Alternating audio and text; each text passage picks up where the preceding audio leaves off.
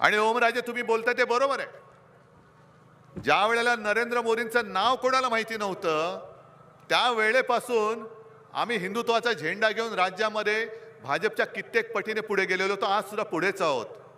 पण 2019 लोकसभेपर्यंत आपला वापर करून घेतला। आज ते जे म्हणतायत की उद्धव ठाकरे पक्षप्रमुखच नाहीत, मग तेव्हा मातोश्रीमध्ये कोणाला भेटायला आला होता तुम्ही? घराणेशाहीवरती तुम्ही आज बोंबलताय बेंबीच्या देठापासून।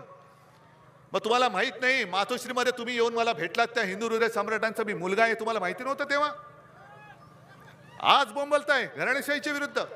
मी कोरोना काळामध्ये आहे, माझी जबाबदारी मी पार पाडली, पण मी त्या काळामध्ये तुमच्यापैकी कोणी सांगा कोणाशी मी भेदभाव केला होता का? मुख्यमंत्री असताना मी कोणाशी भेदभाव केला होता का? की एक माणूस सांगतो काय घरी बसा म्हटलं तर घरी बसा, बसतात लोक, मास्क घाल्यानंतर घालतायत, बाहेर पडू नका म्हटल्यानंतर पडत नाहीत।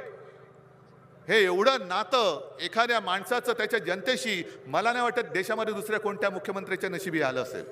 निवडणूक आयोगाने एक सूचना केलेली आहे, चांगली सूचना आहे की निवडणूक प्रचारात जर का धार्मिक प्रचार केला तर कारवाई केली जाईल। मग त्या निवडणूक आयुक्तांना मी सांगतोय तुम्ही माझ्या पक्षाचं चिन्ह आणि नाव काढलं, मी तर तुमचं नाव धोंड्या ठेवलेलंच आहे। निवडणूक आयुक्ताचं नाव मी धोंड्याच ठेवलेलं आहे।